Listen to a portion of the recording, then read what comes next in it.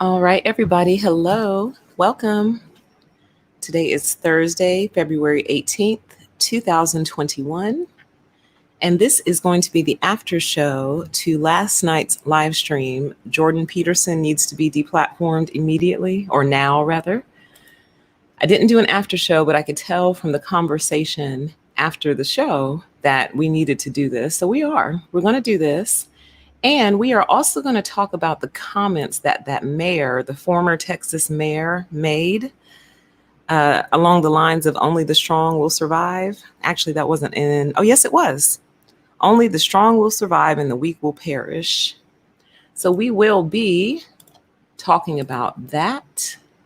So we might actually be here past midnight tonight. I'm not sure. It all depends on how long it takes us to do what we're going to do. So I'm just kind of chit-chatting while I'm closing out some final things, getting ready to send an email to everyone on the email list. If you're not on the email list, which is simply me notifying you anytime I'm live, basically, or if I upload a particularly good video, I'll let you know.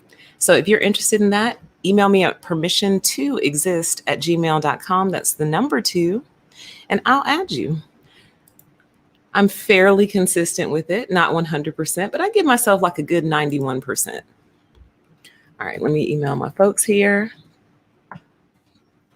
Welcome as you fill into the chat. Hello, everyone. I am live now.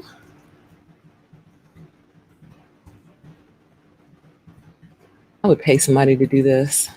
We'll be discussing last night's live stream, plus the comments from the former Texas mayor. See you there. PT. All right, and then let me link it. And we'll almost be ready to rock and roll.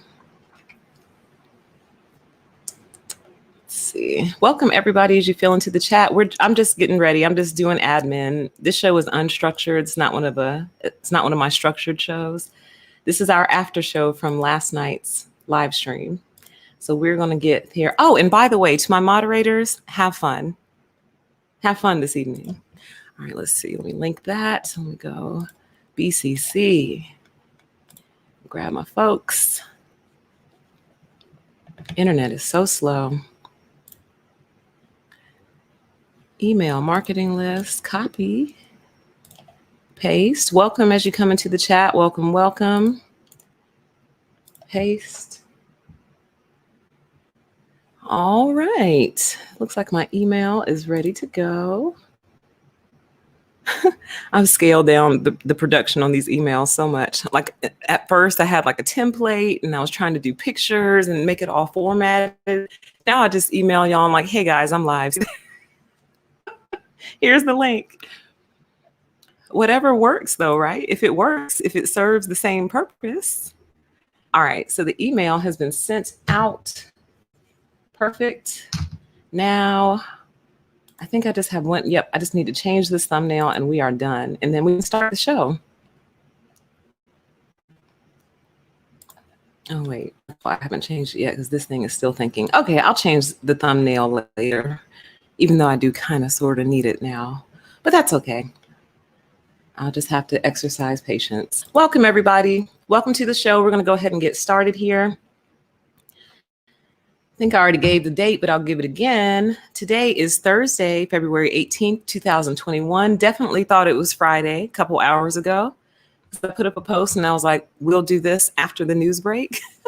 Then I went to go start setting up the news break and I was like, once again, it's Thursday. So I don't know why mentally I keep fast forwarding to Friday, like why my mind wants to skip one day ahead. I think that's kind of strange. So anyway, this evening we will be kind of doing our after show to the Jordan Peterson live stream from last night. And we will be discussing the comments that the Texas mayor made, which are just, let me not get ahead of myself. Let me not start commenting now and do that part now.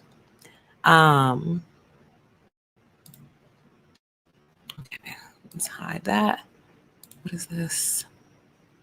What do you want me to apply? Would you like to apply your changes before close? I didn't change anything. Oh God, don't apply. There we go. Okay. So anyway, hey you guys, welcome to the show. Let me go ahead and share my screen and kind of give an idea of how I thought we would do this. So what I'm going to do is actually hit play over here, but it's muted, so you won't hear the video playing. But my hope is that we'll be able to just kind of watch some of the live stream comments come through. And as I see some of the ones that really got my attention, we'll park on those for a little bit. And then from there, let me see. We'll just kind of chit chat through, and I'll display some of your comments that you're putting in the chat now. And we'll do it that way. And then we'll talk about this Texas mayor a little bit. So we'll kind of work it out like that. Welcome to everybody. So last night's show was intense. And I actually was not expecting that. I did not realize his fan base was this massive. I didn't realize they were foaming at the mouth the way that they are. I had no idea. You know, I didn't know I was coming for the great one. You know what I mean? But here's the fun fact about that. I stand by everything that I said. I meant every word. I've re-listened to the show twice. Might actually go through and edit that show and make it a video so it's cleaner, because I actually need it to reach more people. And oftentimes on playbacks, see, it's fine when you're live because you're here, it's happening now, but on the playback, it's not happening for people in that moment. So it's not as engaging, in my opinion. It's just my opinion on playback. So I actually might take the time to dub that video, edit it, clean it up, and re-release it. So it's more shareable, more digestible, all of that. Okay. But we got so much out of that. I did anyway, and I believe a lot of you did too. I think one of the biggest takeaways for me is that we finally got to hear bully logic right up front. Like often we're trying to discern bully logic, or we're trying to interpret bully logic, but I've never actually heard someone admit to the bully logic, which is essentially, I want you to do something for me, to me, whatever. I need you for something.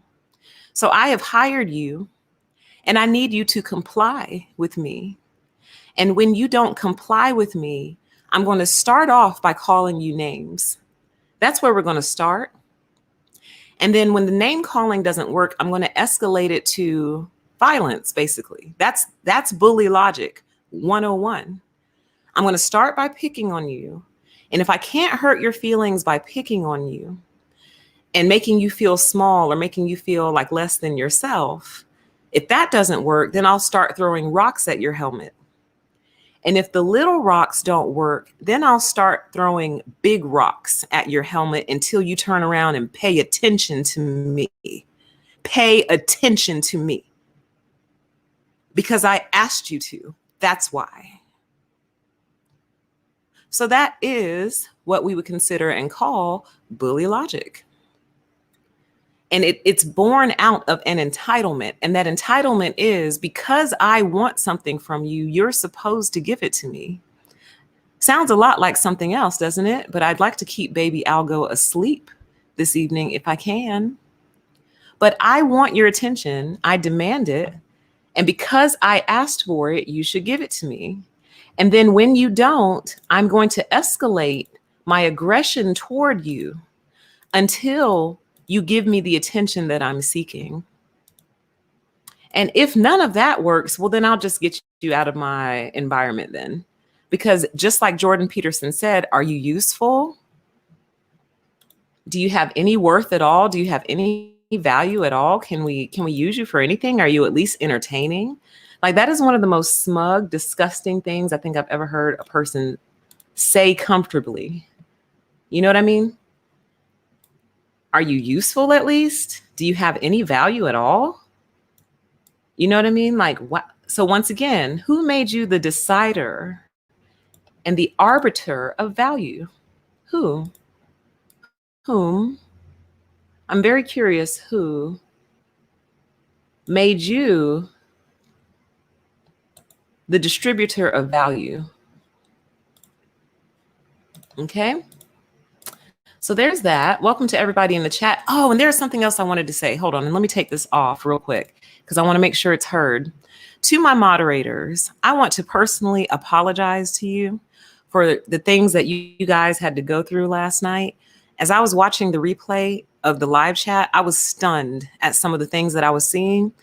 And I would like to personally apologize to you for some of the treatment you all had to endure in the chat last night at my request. Because at the start of the show, I did ask the mods not to block them because I wanted them to put on this display, and they did perfectly. It's beautiful. I have the whole thing screenshot just in case YouTube decided to snatch the video. I have the whole thing, everything. And it's going to go in the annals of my history here and maybe might find its way, excuse me, into some great work later on in the future. But we need to be able to see that type of mindset on display. So I'm very thankful that you all allowed that to happen. However, this evening, if they show up again, feel free to chop heads, take their heads off, because what you won't do is speak to my moderators any old kind of way. You will not insult them, degrade them, belittle them, or harass them. You will not. And the only reason I didn't block you last night is because I have 3 screens. So I'm not looking at the chat most of the time. The chat is off to my right, and I'm usually looking at the screen on my left. So I didn't see it happening. If I had seen it happening, you would have been gone last night. You're not going to speak to my moderators any old kind of way. You are not. You are free to disagree. You are free to hold a different opinion. You are free to get loud with me. Get loud. Get mad. Get big mad. I like it. Okay? Do that. But you are not going to harass my moderators. You're not going to do that. So mods, feel free to block, chop, do whatever you got to do tonight. Have fun. Have a great time. One day, y'all, it was so funny. It was one of the political streams. And I had to handle an issue with Adobe stock. And I was gone for like 7 minutes. And when I came back, my mods had killed everybody.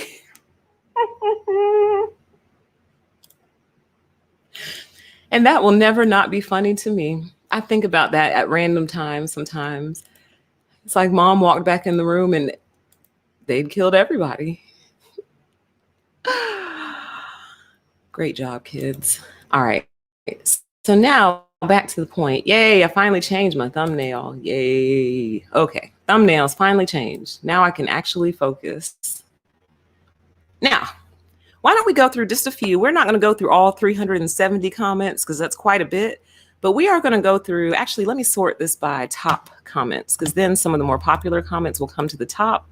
We're going to look at them, talk through some of those popular comments. Hopefully I'll notice something in the live chat that will catch my attention. I probably won't though, but you guys can see it.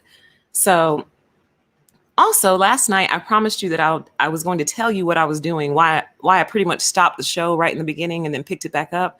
What I'm trying to get into the habit of doing is recording my shows on my equipment because YouTube doesn't find it necessary to tell creators when they're getting ready to take their video down. They just do it. They will take your video down without warning. And personally, YouTube, I feel like that's an intellectual property rights issue. And I will be researching that issue further. I will, because you have no right to our intellectual property. You have every right to say, you know what? This video is not appropriate for our platform. You have every right to do that, but you have no right to take our intellectual property from us and take it forever. We can't retrieve it. We can't download it. It's nowhere in the studio, which is the back end that the creators use. It's nowhere to be found. It's like it never happened.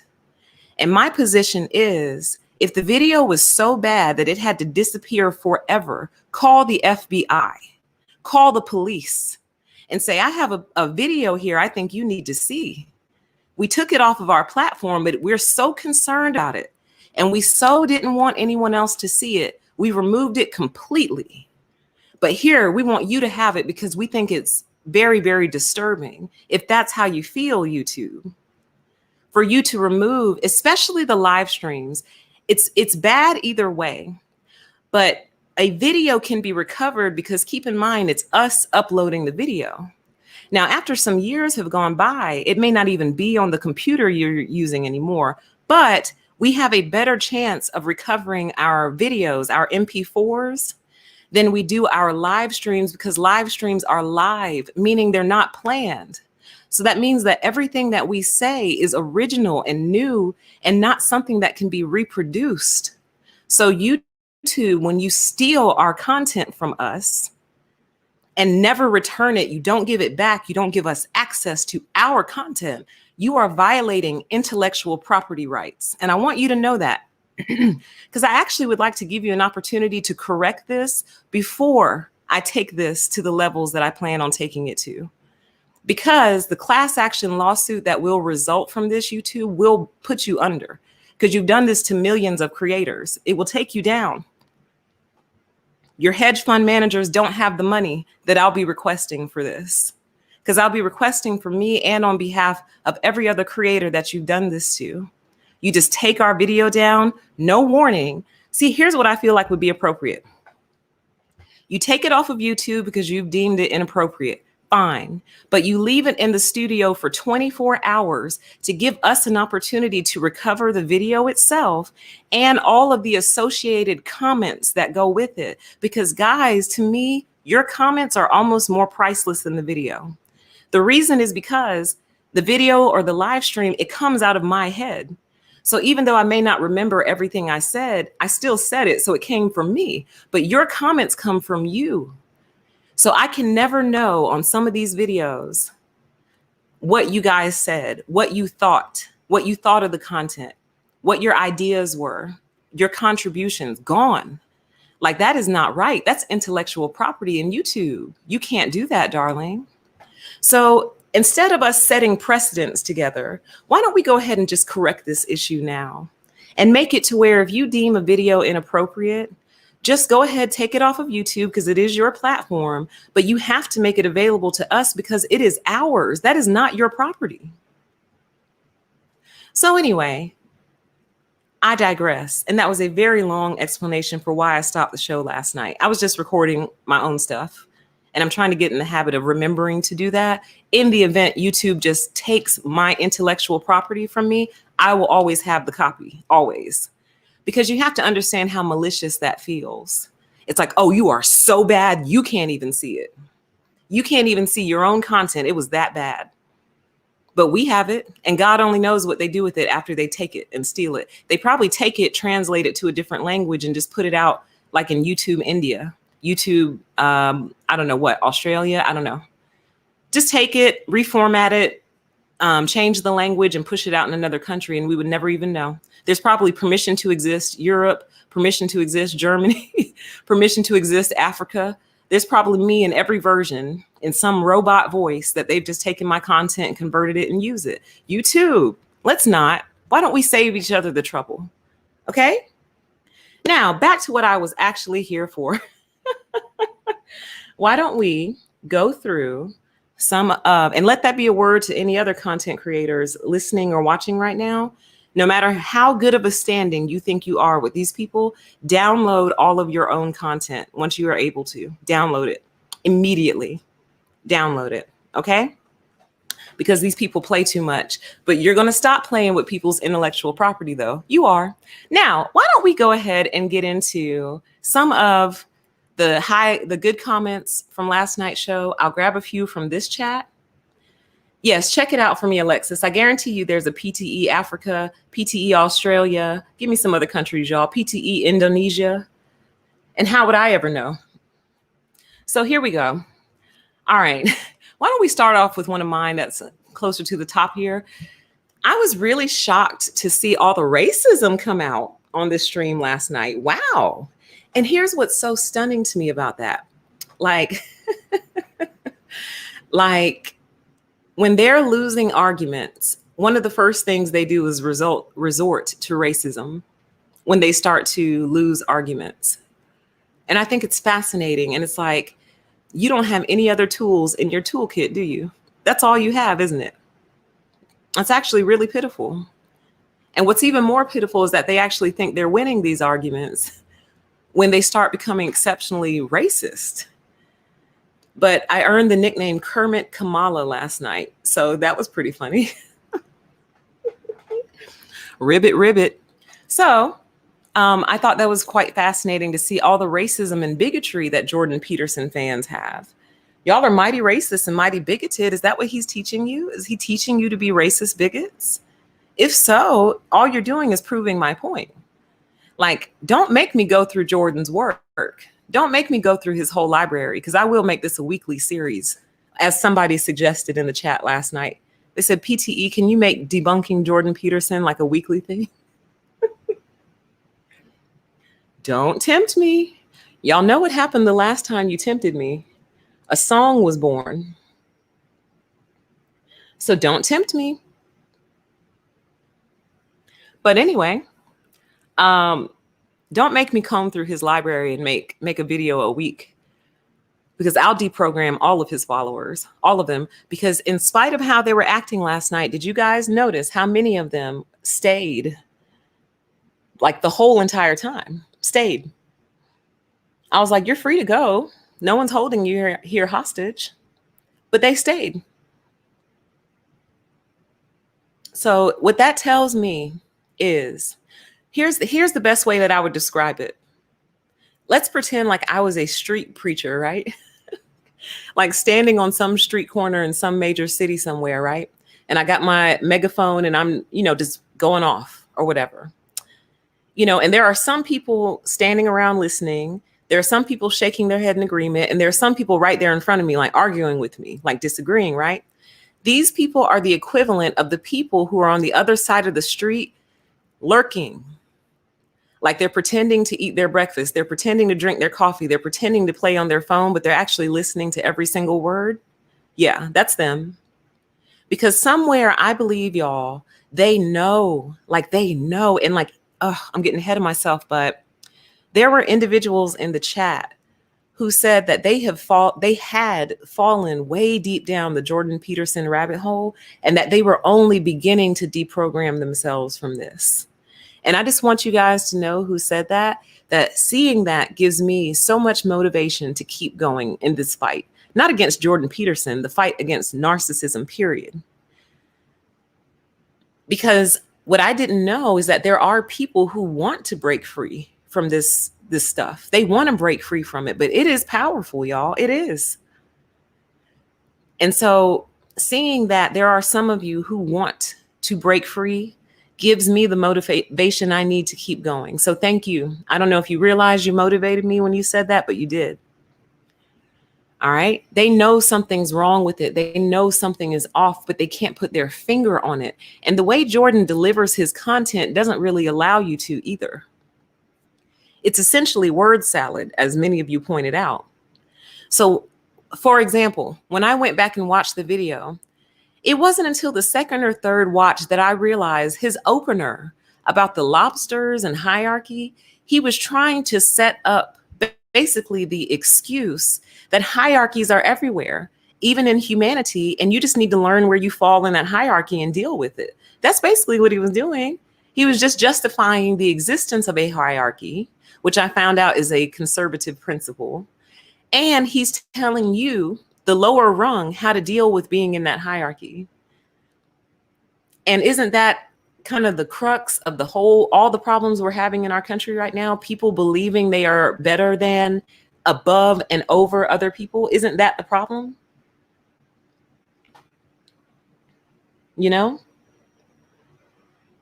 So anyway, let's keep going. Let's see. I said that the state of mental health in our country is in free fall based on the comments in that live stream last night, the live chat, and they are. And I have the whole thing recorded. So if this video does get snatched, I still have it, babe. I got it. And I'll always have it from here on out. Let's keep going. Let's see here. Okay, so we're not going to read this. Oh, it's not that long. I disagree with this person's premise, and I'll tell you why. It says Peterson's main theory on life and the subject of most of his work is life is unrelentingly cruel, and it's up to us to learn how to cope with the cruelty. Today, however, we spend resources teaching the bully to change and stop teaching people how to deal with bullies. But this is backward, because in reality, bullies won't change. I think what he was saying is if the lunchbox guy had laughed off the joke or pushed back, he could have ended the bullying. JDP is giving advice on how to stop bullying by using this real life example. And then he showed another example where he stopped potential bullying with the Kermit thing. I don't agree with everything he says, but his view that our current desire to eliminate cruelty only ends up adding to our suffering because we end up lacking resilience. I agree with. Anyways, this is just a different interpretation based off what I've seen from his other work. If I only knew him from this clip, I would probably think differently. So here's why I disagree with the premise of this particular post. So right away, it says life is unrelentingly cruel and it is up to us to learn how to cope with the cruelty. Excuse me. Life is unrelentingly cruel because of people like Jordan Peterson.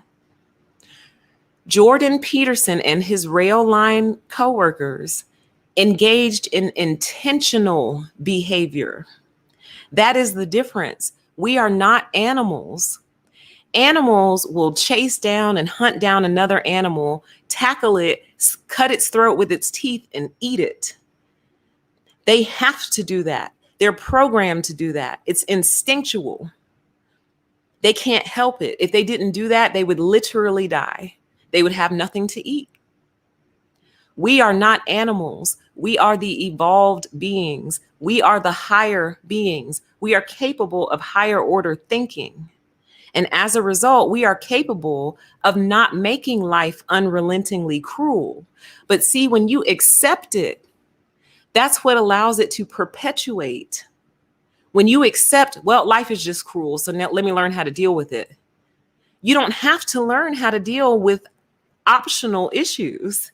These issues are optional. Bullying is optional. Harassment is optional.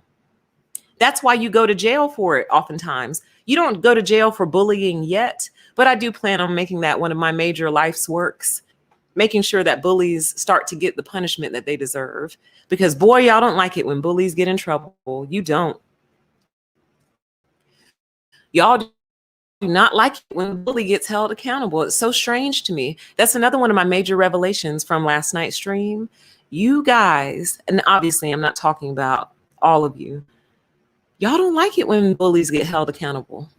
You don't. It bothers you. And I think it bothers you because you know if we start holding bullies accountable, your ticket is up next pretty soon.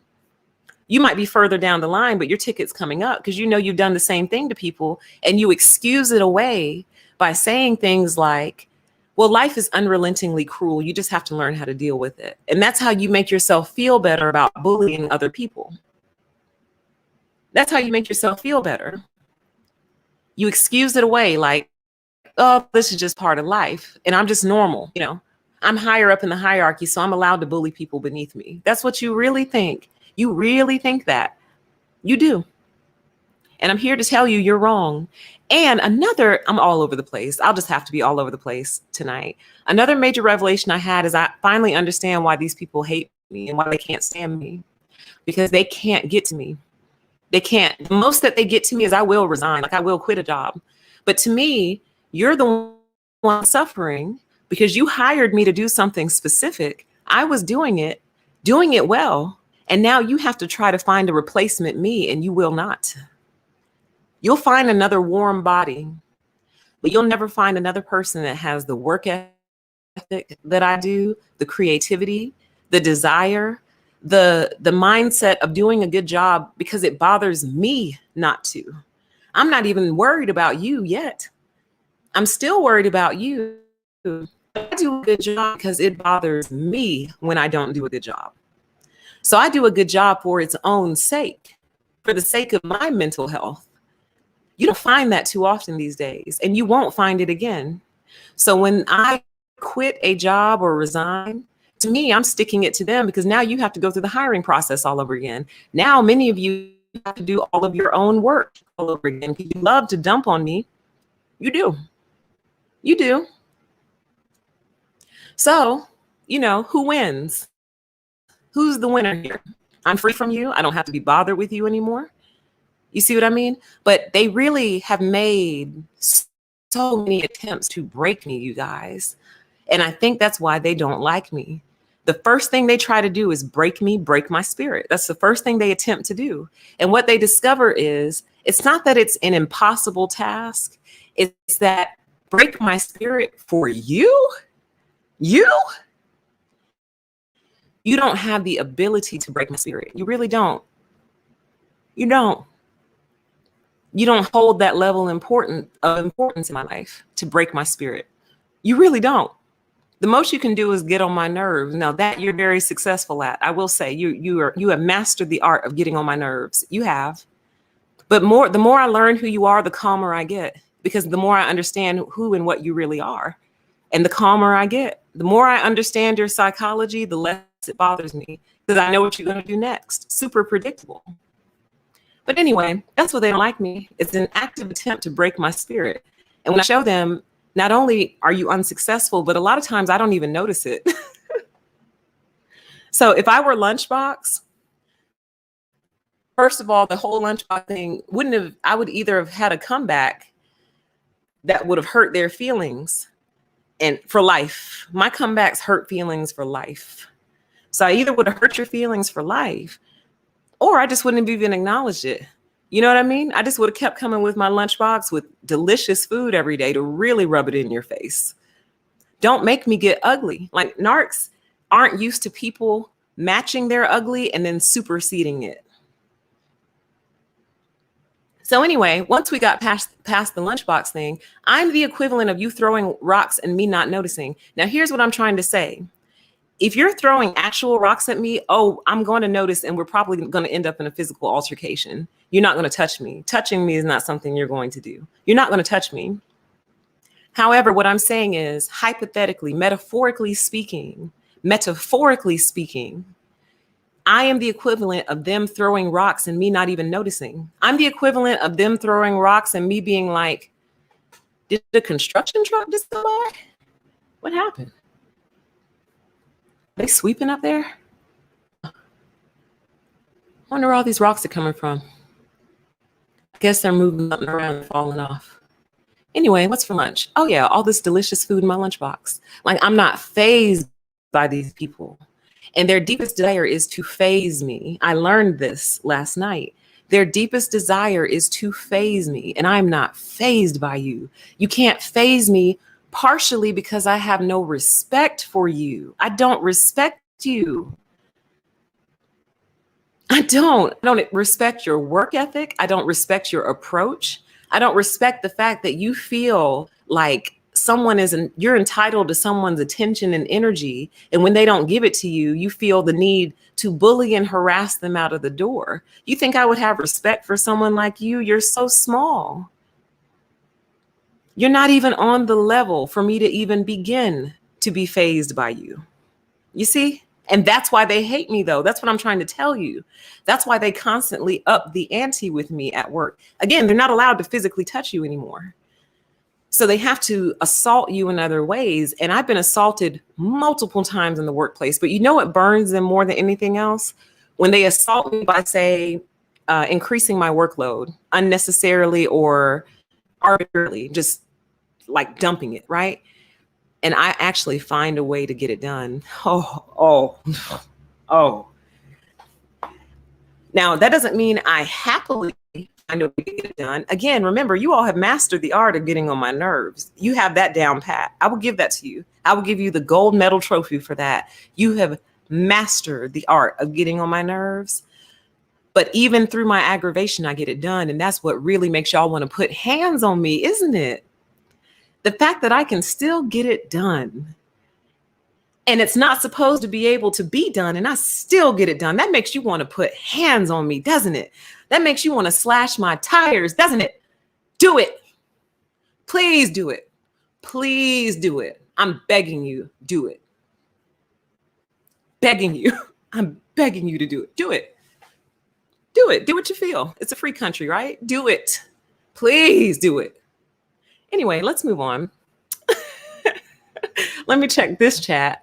Let's see here. Boom, boom, boom.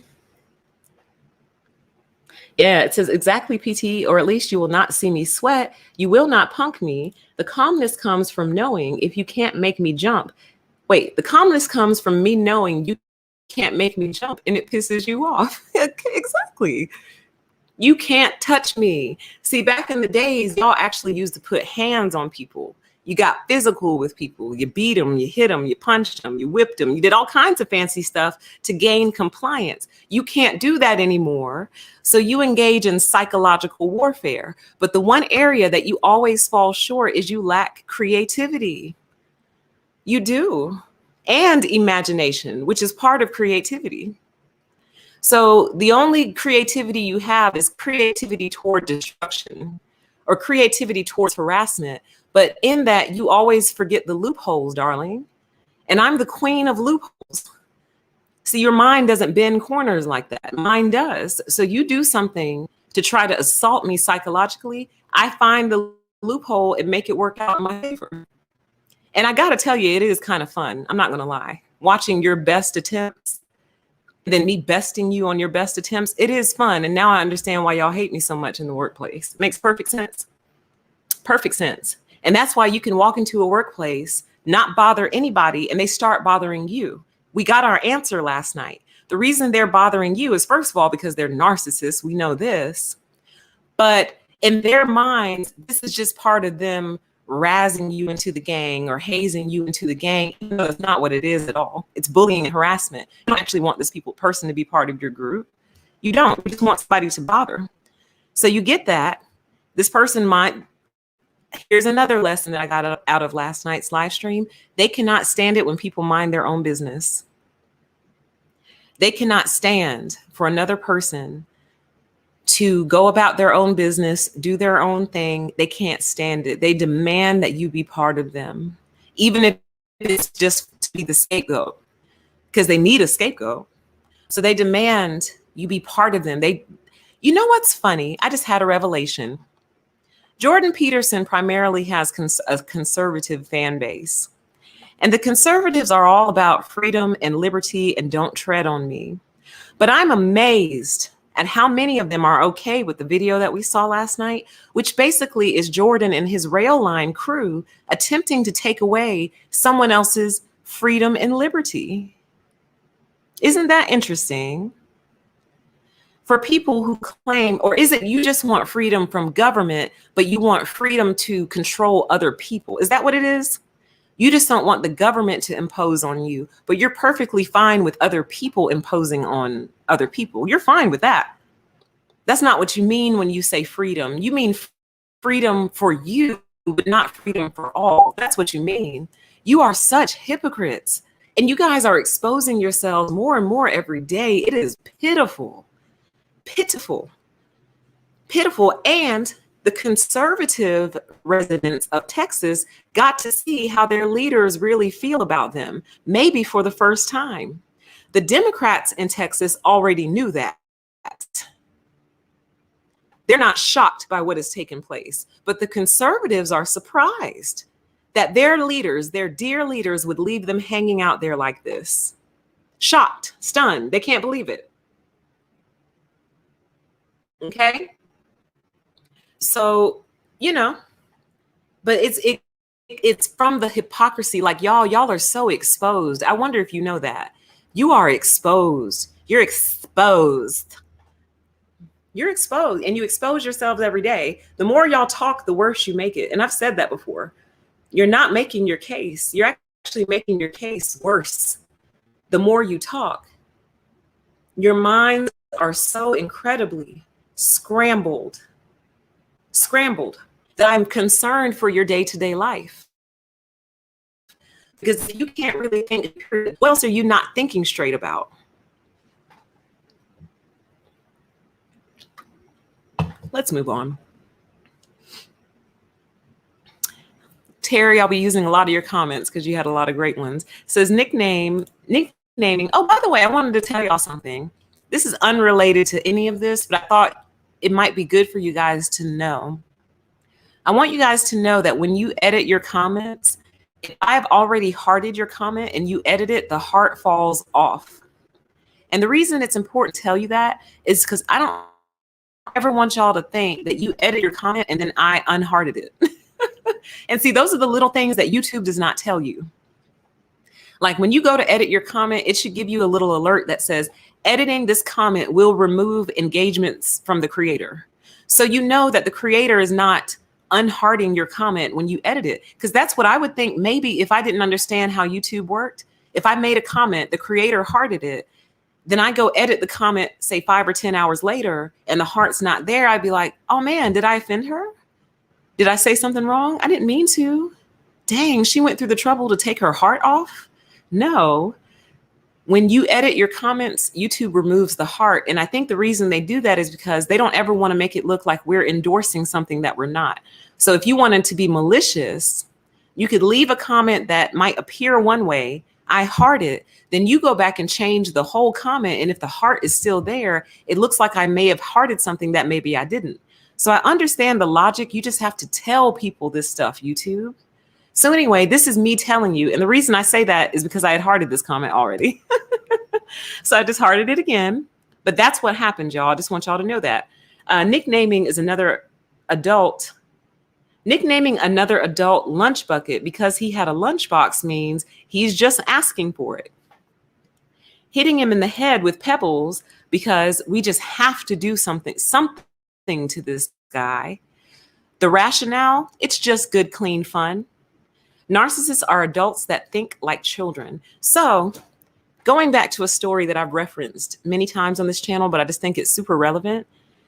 This would be the reason why I turned around and went home from that cabin in the woods. Because pretty much the whole group I was with the exception, I would say out of 20 people, probably 15 of them were conservatives. And I just know that this is kind of how a lot of them think. They think that if I lock you out of the cabin in the cold, in the pitch black darkness, in the middle of the winter, and then we all hide and laugh as you try to get in, that's just good, clean fun.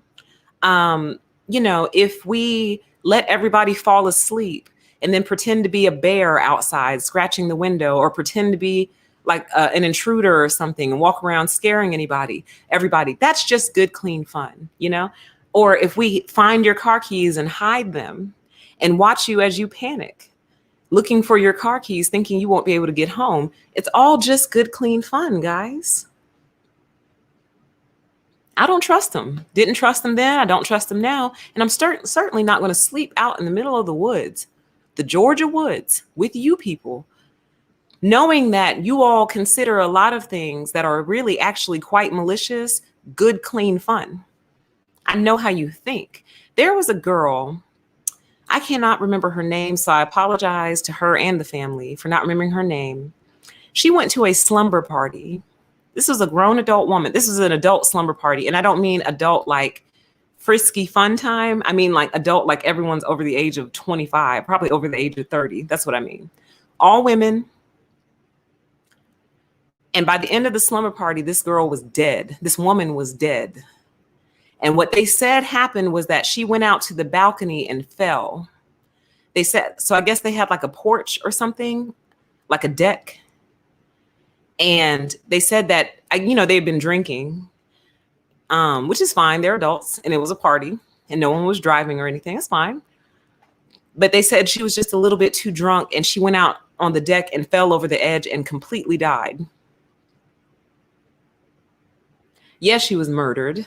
I'll never not believe that lady was murdered. I'm trying to keep race out of it, I'm trying to be race neutral, even though it does matter. But yeah, she was murdered. There's no doubt in my mind. My spirit tells me they killed that girl, and they probably killed her doing something like this, just throwing pebbles at her head. You know what I mean? It's good, clean fun, guys. So I wonder what good, clean fun led to this woman being completely dead by the end of a slumber party. And I say all this to say, y'all cannot trust people who carry these mindsets. You can't go places with them. You cannot isolate yourself with them. You can't. Because what's out as indeed good, clean fun becomes a plan later. Hey, wouldn't it be funny to dump water on PTE while she's sleeping in the bed? Wouldn't that be hilarious? And then take pictures? Wouldn't that be funny? I'm going to tell y'all a story from, this is from high school. And looking back, it's probably pretty awful, actually. But some of you know that I used to cheer, rah, rah, sis, boom, ba. And when we got to high school and we made the team, what the varsity cheerleaders would do to the JV is they would essentially go kidnap them at the start of the school year and bring them to school that day. So what they would do is go to their homes around 6 a.m., sneak into the, not sneak, like the parents let them in. So the parents know. They're not like breaking into people's houses. Let me make that clear. The parents knew. The idea was that the girl doesn't know. She's not supposed to know. So they would contact the parents. They would come over around 6 a.m., barge into the girl's room, screaming, cheering. Yeah, we're cheerleaders. Get up, get up, get up. Not give the girl a chance to get dressed. So whatever she's wearing in bed is what she's going to be wearing to school that day. Okay. Kidnapping her, putting her in the car and riding around till you've gotten all the girls and taking them to school. Right. Well, my mother told me they were coming. And to this day, I appreciate that lady for that. I really do. Because I guess my mom thought about it and was just like, I don't want my daughter, who could be in here sleeping in her underwear, her T-shirt. You know what I mean? I don't remember how I used to put my hair up at night back then. How did I do my hair at night? I don't even remember. I know I didn't sleep on it, but I don't remember what I did. But anyway, we'll just say rollers because it is possible I had rollers in my hair, with her rollers in her hair. My mom didn't want me to be caught out there, basically. Now, some would say, oh, your mother ruined all your fun. Your mother ruined your good time. That was supposed to be a surprise and your mom ruined it for you. Now, listen, I acted surprised. I wasn't sitting on the edge of the bed, dressed and ready to go. Like, I'm not dumb. I was like, oh, okay, they're doing it today. Okay, cool. So I made sure that I was dressed. I made sure I had on a bra, not dressed, but like pajama pants that I wouldn't mind being seen in. I made sure I had on a bra. You know what I mean? Like, I made sure I had on deodorant.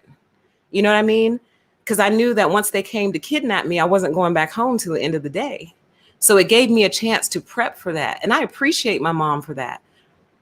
You know what I mean? So what was my point in saying that anyway? What was my point in saying that? I don't know what my point in telling y'all that story was. Dang, can I walk myself back? Let me see if I can walk myself back really quick. Oh, nope, because then that'll stop my recording. Never mind, let's just keep going. I had a point in telling y'all that. Don't remember what it was, but anyway. The comment here, let me display it. It says, at a slumber party, I stayed awake the whole night because people threatened harmless pranks when you fell asleep. Right, exactly. See, I don't play games like that. And I know I sound like I'm no fun, you guys. I know I do. And what did we discuss last time? That's why I let y'all go on and have fun. Like, I'm not trying to be your wet blanket. I'm trying to be the dry blanket at home. Go have fun. Have a great time putting shaving cream on each other's face and in each other's hair. Have a great time drawing on each other with magic markers. Excuse me, not magic markers, permanent markers. Have fun. Yeah, I won't be there for that, but have a great time. I would never restrict or impede your good time. Never. Never. But that's not the point. The point is they want you there uncomfortable. That's the point. Let's move on. Let's see what's going on in this live chat over here. Let's see. So at this point in the live chat on this stream, I was starting to be called a feminist, even though we literally weren't talking about men and women on that stream. We weren't talking about gender at all on that stream. And somehow I'm a feminist because I say that throwing rocks at a guy's head who's just trying to work is the wrong thing to do. But yeah, so they started calling me a feminist. Let's see what else.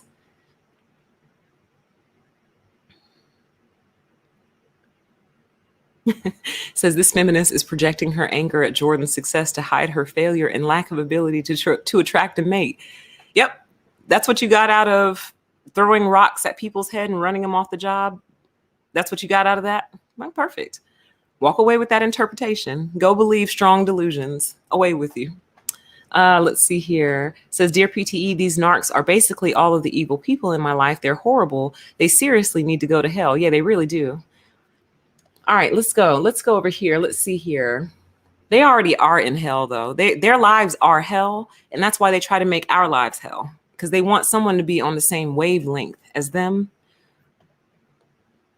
And when we refuse to come down to their wavelength, they get violent and aggressive, as you've seen, as Jordan Peterson demonstrated. By the way, let's talk about that now while I remember. So many of his people tried to convince me and others that he was just telling a make-believe story, that he was just telling a story hypothetically, like a parable or a fable. And like I told every single one of them that tried to tell me that, you will not distort my reality. He said, so I worked on this rail line in South Saskatchewan. See, that's you guys' problem. You all love to build out and create artificial reality. You do. You love to create artificial reality. You will look at facts right in front of your screen, right out of his mouth, words right on the page, and say, well, he was just making that up to try to prove a point. He said, I worked on a rail line in South Saskatchewan. He didn't say, let me tell you the story of this kid named Lunchbox. He didn't say, I once heard a story about this kid named Lunchbox. He said, I worked. Then he said, we. Later on in that conversation, he said, we don't want you here. We. You will not distort my reality, honey. I know that's all you guys do, and you're very good at it. All of your talking heads are very good at distorting reality for themselves and for you. Your favorite president was excellent at distorting reality. And now all of his gophers are really, really good at continuing that legacy of making up whatever you want to believe to be true. You cannot simply decide what you want to be true. Things are true and not true. There is no in between. But you can go in the live chat or in the comments and see how many of them are saying things like, I think he was just giving an example. He wasn't saying it was him. He said, I worked on a rail line in South Saskatchewan. What other interpretation is there? You will not distort my reality. You won't. You won't. And you people make me want to become an attorney more and more each day. Because I know there's attorneys out there just like you who are walking into courtrooms distorting reality every day. And if any members of the jury are prone to distortion of reality, they're ruling in cases against people, and these people might actually be innocent. Or they might be letting people off the hook who need to go to jail. So you need somebody in the courtroom who absolutely refuses to allow to let you distort reality. You will not distort reality. I will bring you right back. I will bring you right back. You're trying to float off like a helium balloon, and I will bring you right back and pop that little balloon. Okay? Let's keep going. I liked this. It said his platform served as a reminder that there are many people that think and behave like him. Continue to reject, dismiss, and hold them accountable. I like that. Reject, dismiss, hold them accountable. Reject, dismiss, hold them accountable. Reject, dismiss, hold them accountable. I like that. It says the fact that grown men feel the need to test another man based on what he carries his lunch in says it all. It sure does. Here they were quoting me. Terry was quoting me. It says, in life, we're going to have to tolerate things that happen that are outside of our control. It's just a fact. But do you know what's within our control? How we treat other people. And that goes to the point that I was making at the start of this stream, which is Jordan wants us to accept that life is cruel. But life is only cruel because of people like him making voluntary, intentional decisions. He even said it was intentional. He said that they would throw the rocks in such a way to where he couldn't tell where they were coming from, which is a form of gaslighting, just not with words. But they would throw them in such a strategic way so he would never be able to see which way they came from. Like you can make somebody lose their mind like that if they're not firmly rooted. And then at the end of that, he goes, and it was purposeful. because you couldn't take a joke. Those are his exact words. And it was purposeful because you can't take a joke. Like, what a cruel, wicked, dark human being. Those of you who are pissed off with me because of my commentary, you're pissed off with me, but I'm worried about you. I'm troubled. I'm troubled that you think that that's okay. Now, see, what a lot of them did is they got hung up on the word deplatformed, which of course you would. Of course you'd get hung up on that word. Yes, I used it on purpose. And yeah, I mean it. This type of stuff needs to be scrubbed from the internet. It does. But what they chose to do was attack the premise of him being deplatformed, as opposed to the premise of him harassing and bullying somebody off of the job. So you're more worried about the fact that I called for him to be deplatformed than you are about the fact that he's promoting workplace bullying and harassment. And that says more about you than it does about me. And a lot of them were acting like I'm Oprah or something. Thank you. I received that energy. I do. But I'm not Oprah. I can't get anybody deplatformed. They're like, how could you do this? And blah, blah. Like, they were panicking. Some of them were actually panicking. And I'm like, sweetie, chill. I'm not Oprah. I don't have that kind of power. I don't even have the power to have some of my videos restored that YouTube just arbitrarily snatched down without explanation. I don't even have the ability to restore my own videos. I have no power over here, guys. What are you worried about? Are you concerned that other people might hear it? Are you concerned that the idea might take off? Is that your concern? You're fearful of that? You say PTE doesn't have individual power, but her voice goes out there. And who knows who might hear this and they might actually agree. Is that what you're worried about? Let's move on.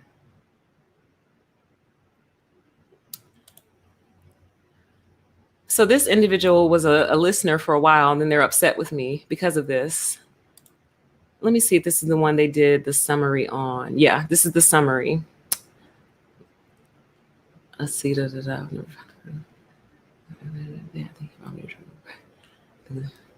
Oh, yeah. Let's go ahead and read this. It says, PTE, I'm sorry you had similar things happen to you in the workplace. There's no excuse for bullying. It has been done to me. I know how to deal with workplace bullies. They don't like it when I do. I follow JBP and never found his work to be as you described. But no one is beyond reproach. I will investigate JBP and the video. PTE, I think you vomited your trauma on your listeners tonight and projected that trauma on JBP. I think it's wrong. You seemingly shamed your listeners for not agreeing with you on JBP. Not cool. You messed up. A better way is breaking down his arguments and putting forth your own. Let your listeners decide instead of attacking him as a person. And they are not bots if they don't agree with you. Peace. I do like your other content. See, I wasn't going to read it because there's so much to respond to. But I'm going to do it just for the sake of the fact that we're here. Let's see, blah, blah, blah. No excuse. Been done to me. I know how to deal with workplace bullies. They don't like it when I do. So it says, I follow JBP and never found his work to be as you described. That troubles me. Because within the first few minutes of me listening to him, I find problems with his work. So that tells me that you don't hear it. After all this time listening to me, everything that we've talked about on this channel, you still don't hear it. Which means you've learned nothing. But you know what? I'm going to take responsibility and say, as the teacher, maybe I haven't taught you well enough. So we're going to keep teaching until you get it. Let's see here. But no one's beyond reproach. True. I will investigate JBP in the video. They did. PTE, I think you vomited your trauma on your listeners tonight and projected that trauma on JBP. Yeah, I have been traumatized by these people and I don't appreciate it. And guess what? Other people have been traumatized as well. We might actually come across some of those comments. I've had people tell me that they've had to go to the ER for mental breakdowns, or it might have been a physical breakdown. They got hospitalized because of people like you. I've had people tell me they've had to quit 4 different jobs because of people like you. You bully and harass people out of their livelihoods. I have endless, lifelong beef with you. Endless and lifelong, and I will not rest until we get rid of you guys.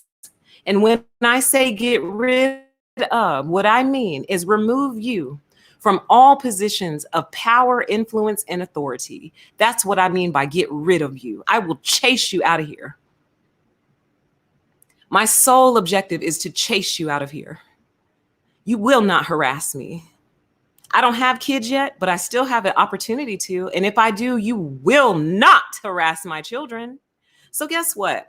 Mommy figures it's easier and better to go ahead and deal with you now before my kids get here, because you will not do this to my kids. You won't. You did it to me. That's cool. I'm fighting back and taking y'all down one by one every single day. But who you won't do this to is my children. They're not going to experience one day of it from you. They will not. They will not. I don't know how we're going to ultimately quarantine you guys out of here. I don't know how that's going to come about, but chances are you're going to do it to yourself, because in your arrogance, in your short-sightedness, you are always putting yourself in situations that get you hurt. You're always getting yourself hurt, always. So really, all we have to do is sit back and let nature take its course. Nature just takes a while. So really, we have to work on our patience, because you guys are already self-destructing. Let's continue. But yeah, I am traumatized by you guys. Why do you think this channel exists? What do you think? Where did you think you were all this time? What did you think we were talking about? I'm so curious what you actually thought that we were talking about all this time. We've been talking about y'all, you. Let's move on.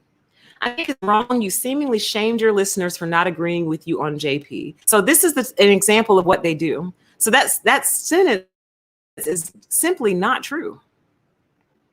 I think it's wrong. You seemingly shamed your listeners for not agreeing with you on JBP. I didn't shame anyone for not agreeing with me. I'm concerned that you agree with him. I'm concerned that you're all right with the fact that he bullied a man off of his job. And if you are okay with that, then yeah, you do deserve to be shamed. I didn't shame you then, but now I am going to go ahead and shame you. Shame on you for agreeing with Jordan for the bullying and harassment of a man off of his job, when that man probably has a family, kids, a wife, and everything. And even Jordan himself said it was a great opportunity. You ran him off of a great opportunity, and who knows what became of his life after that? Who knows if he was able to get work after that? Who knows if he was able to find another steady job? Who knows what happened to Lunch Bucket after that? I think about people. You don't. I'm concerned about people. You aren't. So yeah, if you agree with this, you deserve to be shamed. Let's see. Let your listeners decide instead of attacking him as a person. I didn't attack him as a person. I attacked his ideas. And if you're referring to the whole voice thing, I wasn't going to say a single thing about his voice until I heard him say it. And since he owns it and he's perfectly fine with it, well, yeah, you do. I wasn't thinking Kermit. I was just thinking shrill. Shrill, SHRILL, shrill. He has a very shrill voice, and the tonal quality is equivalent to nails on a chalkboard for me. But I'm not focused on that. I was just saying that's one of the main reasons I can't listen to him. The tonal quality of his voice, it short circuits me. But I wasn't picking on him. I was attacking his ideas because they're horrific. They deserve to be attacked. And then she goes on to say, a better way is breaking. Oh, sorry. I think I accidentally skipped this. I did. Not cool. You messed up. A better way is breaking down his arguments and putting forth your own. That's exactly what I did. That's literally exactly what I did. Would you like me to do it in a document format? Because I can do that. That's literally exactly what I did. You weren't paying attention. Let your listeners decide instead of attacking him as a person. Didn't attack him as a person.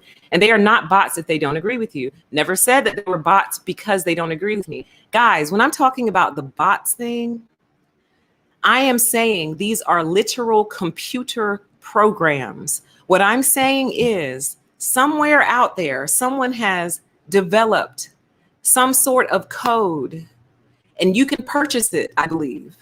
So like, let's say hypothetically, if I wanted to go buy some bots for my channel or buy some crawlers for the internet, basically you just buy it and you program them to show up anytime somebody's talking about you. So anytime they hear the combination of the words permission to exist, that activates the bot goes to wherever it got heard and the bot starts interacting with chat. The bot starts interacting with the creator. That's what I'm saying. I am literally saying bots, literal computer programmed bots is what I'm saying. And the reason I believe you guys are bots is not because you disagree with me, Because if that's the case, I would have been calling you bots a long time ago. I'm calling you bots because number one, it's kind of new. Number two, you always show up right away. Number three, you behave like bots. You act like a robot that's not understanding context. You act like artificial intelligence that doesn't understand what's going on. That's how you act. So you actually make me think, is this a computer? Am I talking to a computer right now? You know how sometimes when you're filling out forms on the internet, it'll make you check that box that says, I am not a robot?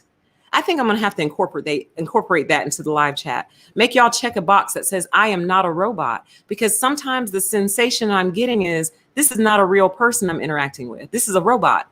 I'm interacting with a chat bot. That's what I mean by bots. But as usual, you guys like to take things and twist it. I'm not calling you a bot because you don't agree. I'm calling you a bot because that's how a lot of y'all act. You make me question and you make me wonder, is this a chat bot?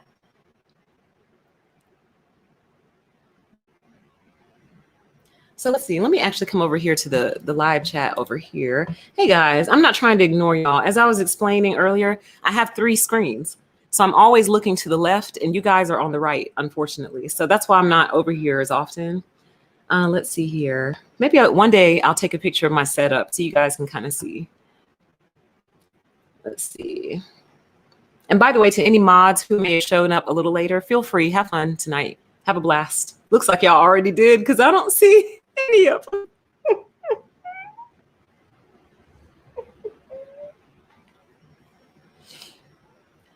It looks like y'all have already had some fun. I don't see not a single one from last night. Maybe it's because his name is not in the title, so they don't know. See, and that's what I mean. That's my exact point. So one of 2 things has taken place. So I'm looking at our chat from tonight right now. I don't see any of these people from last night. And I think it's because his name is not in the title. So they don't know I'm here talking about him again. And that's what makes me think some of them are bots. Because just like a computer program would, as soon as the computer program sees the name Jordan Peterson, it sends the chat bot to that live chat. But they're not here tonight. So either y'all have taken off all their heads or they're simply not here.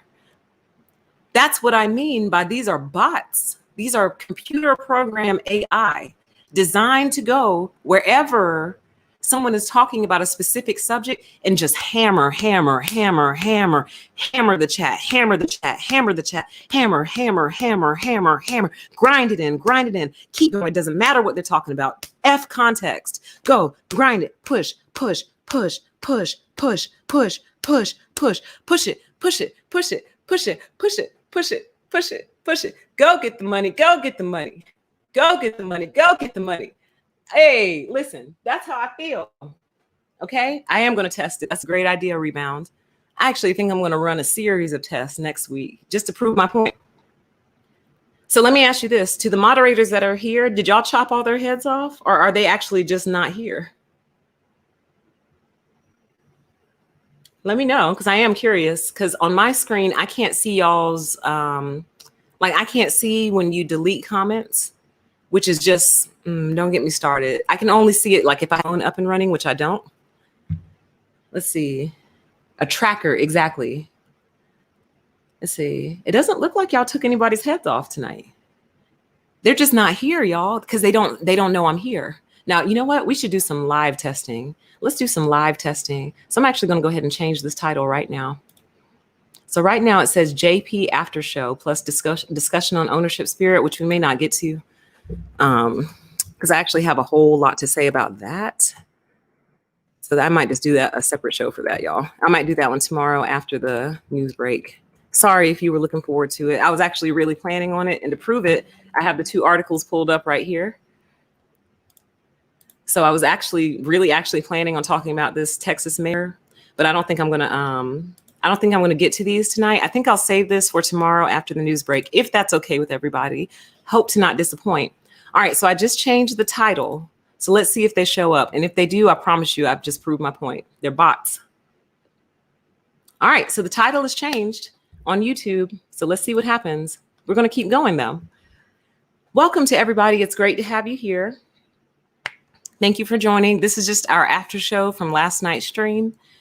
Sorry for not doing an after show right behind it, but sometimes it's just like when something is a lot, you just kind of have to go decompress and then talk about it later. So, all right, so let's keep going. So on the same chat thread, this person actually took the time to go watch the whole episode and do kind of a breakdown summary, which thank you. I do appreciate you doing that because I wasn't going to. Because my mind has very low tolerance for bullshit. You have to understand that. My mind can't take it. Like I will try and try and try, but eventually I just can't do it. Did she delete it? Where did it go? Or maybe it's not this thread. No, that's not her. Or him. It could be him. Oh, no, Indigo girl. There we go. Oh, she deleted it all. Why did she delete it? She literally summarized the whole thing. She deleted it.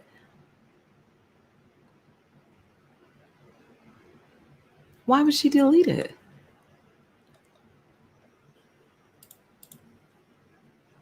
She literally deleted it. Why? It was part of this comment right here. And I know she deleted it because it's edited. Did I take a screenshot? Nope. I don't think I took a screenshot of that one. But anyway, she had actually taken the time to summarize the whole show. And I wish she had left it up because it actually would have proved my point even further, which is that this story didn't even really fit in the context of the show. And that's what abusers do. They'll present information that seems good, seems useful, inject something really mentally ill, and then finish off with something valuable. Like it is so covert, it's insane. It's like, here, I'm going to teach you how to save money on your homeowner's insurance. I'm going to teach you how to build a boat. And by the way, you need to hate that group of people over there. And at the end of the show, we're going to go ahead and talk about sports. So it's like weaving in poison in between a lot of healthy food. It's like having 10 apples that are perfectly fine and one apple that's been injected with poison. So, but what y'all want to do is focus on the 9 apples that are not injected with poison. That's what y'all like to do. You like to focus on the 9 apples, not the 10th.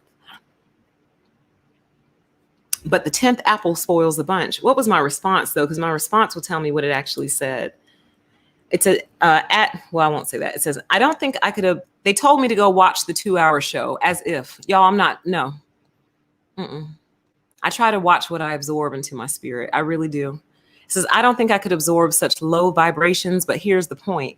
They released this video as is. I did not edit a single moment. So if there is more context that leads to a different conclusion, I don't see how it could. It's their job to include that context. He sat proudly boasting about how they ran a guy off a job, how they threw progressively larger rocks at his head, and how he should have just taken the joke, and none of that would have happened to him. Do you see how sick that is? Right? Because what this person was trying to get me to believe or understand is that that story was in the context of 2 hours, but when they did the summary, you could very clearly see that it didn't fit anywhere. It literally made no sense for him to even tell the story. It really didn't. He should have kept that to himself. So anyway, I hate that you deleted it because it was actually very, very valuable and useful for us to see that it still didn't make sense. But here's the other point that I made on this somewhere in this chat thread was even standalone, even in context, it's still sick. There is no context that would justify that behavior other than him telling an anecdotal story. But as many of you noted, his positioning about the whole thing says it all. His positioning is it's the victim's fault for getting victimized. That's his positioning. The reason he got rocks thrown at his head, lunch bucket, was because he couldn't take the first joke. And my question is, let's say Lunch Bucket decided not to quit. Let's just say he decided to just shake it off and keep working. What was next? What comes next? He ignored your insults and name calling. He ignored the little rocks. He ignored the medium-sized rocks. He ignored the big rocks. What's next?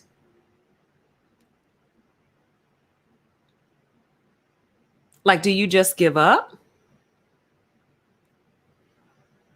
Or do you keep going? Do you keep escalating it because now you're getting mad? Now you're furious that you haven't been able to get to this guy and get attention from him and extract supply from him. Now you're mad. So what comes after the big rocks? Look how mature they are. Look over here on the live chat on the screen. Ooh-wee, these people here, baby.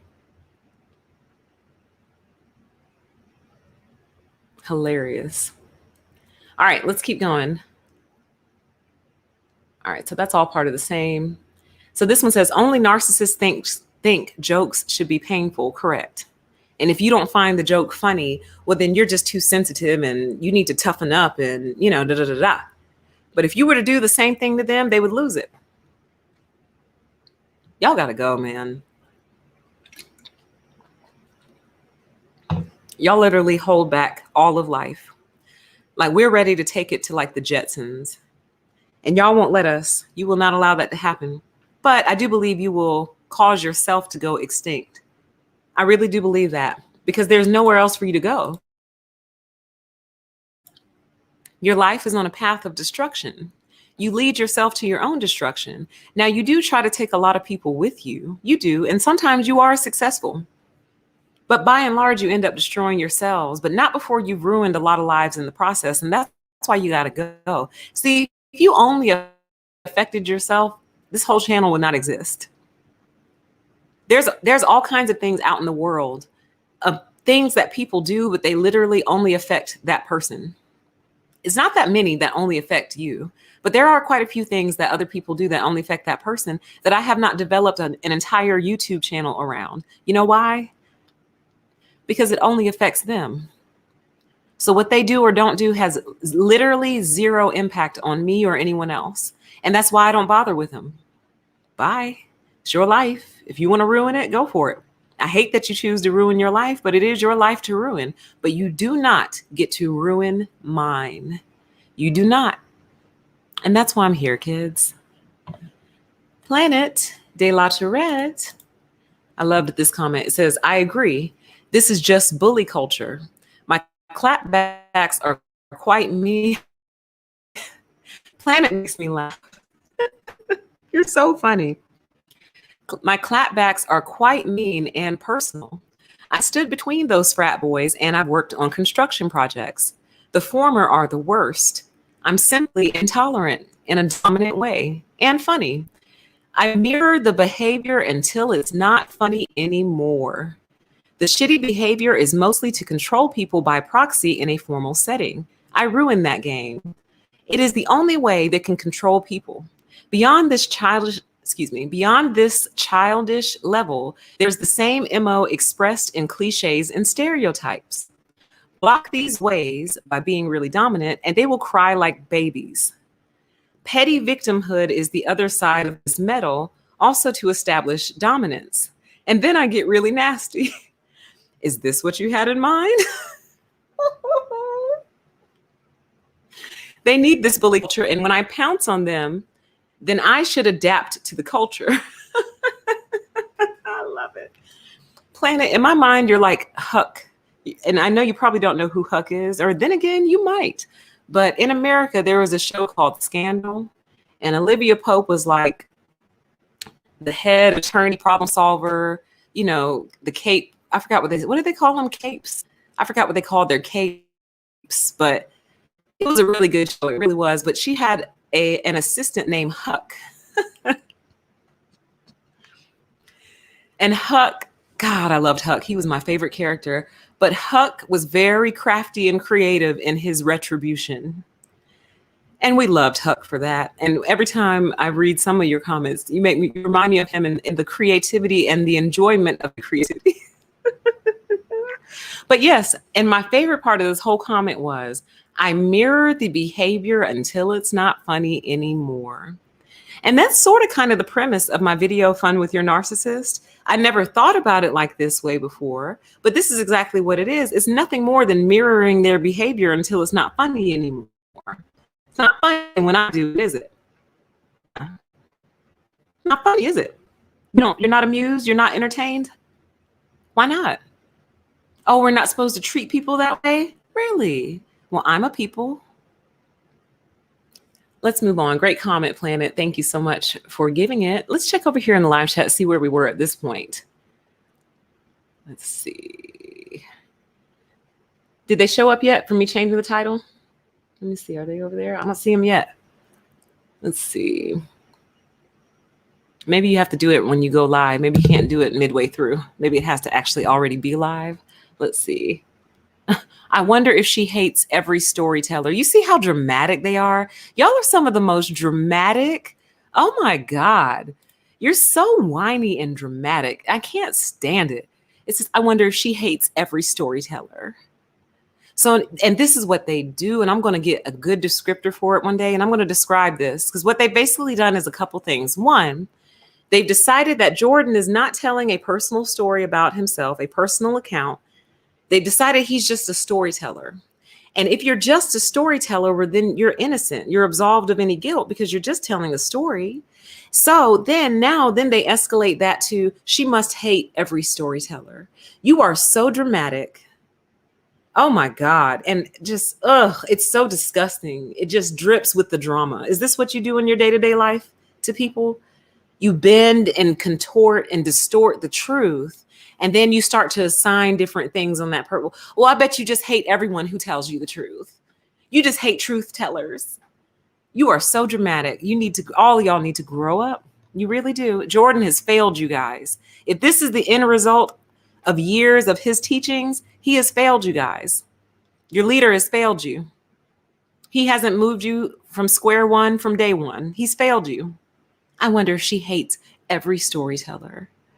This is what y'all do on Fox News all day too. Although you hate Fox now because Fox told you the truth. Fox told you the truth. Now you hate Fox. Like you all have got to start to be able or be beginning to see that there's a major problem here, right? You got to be able to see it. You know something's wrong. Deep down on some level, you know something is wrong. You do. All right. And at this point in the live chat, they were starting to get ugly because, they weren't winning, basically. They were losing. They were not phasing us. So they started to resort to their racism, name calling, all this stuff, whatever. So proud of my mods. Y'all's restraint, legendary. Absolutely legendary. But you can have fun tonight if they show up. Although I haven't seen not one single one. All right, let's go. Oh, this was interesting. It says, this reminds me, let me make it bigger. This reminds me of the whole nurses eat their young phenomenon. Some experienced nurses go after new nurses who are entering the field and bully them because they believe they have to go through it since they experienced it when they were first starting, or just to toughen them up. Rather than take the new nurse and guide them, they choose to bully them so much that many leave the field because of it. It creates such a toxic environment and is probably one of the reasons why there's a nursing shortage. Y'all, I didn't know this. And a lot of people have said that the medical community, the medical field is filled to the brim with narcissists, filled to the brim. And they said nurses specifically. And I did a survey a couple years ago. I think it was 2017 when I did that survey. And I said, what profession is your narcissist in? And nurse came up quite frequently. A nurse. That scares me, y'all. That is frightening. Because if they'll do that to their coworker who they know and who they see every day, then what are they doing to their patients whom they have power over? The power to help you live or the power to help you die? Pick one. What are they doing to their patients as their patients are calling out for help or telling them that they're in pain and the narcissistic nurse just simply doesn't believe them? Or let's say a woman just had a baby and she's telling the nurse, I'm in pain, I'm in pain. And the nurse, or in the process of having a baby, and the nurse goes, yeah, childbirth is painful. As if the woman wouldn't be able to differentiate between a different type of pain and labor pains. You know what I mean? Because sometimes something is wrong. But if a nurse just writes your pain off as, yeah, you're in labor, of course you're in pain. It's like, no, this is not right. And actually, I'll give you a great story, you guys. I like to give y'all stories because I feel like it helps cement. This was years ago. And for some reason, I feel like I may have told you guys this. But if I did, I apologize for the repetition. But if not, here goes. Long story short, I had just met a guy. This was years ago. This is well over 10 years ago. We exchanged phone numbers. We were talking on the phone, blah, blah, blah, whatever. And like later on that weekend, he was going to go have, I think he was getting his appendix taken out or something like that. Something that was not serious. It was an outpatient surgery. And, you know, he just told me because it was something that was happening in his life. And I was like, okay, well, have a great surgery. And, you know, we'll chit chat when you're on the mend or whatever. So he went, he had his surgery. And then it was around 2:00 in the morning, I think on like a Sunday, it might've been Saturday or Sunday. He called me. And when he called me, and I'm not doing this to be funny, y'all, you know, I do a lot of impressions, but I'm actually not doing this impression to be funny. He called me and this is all I heard.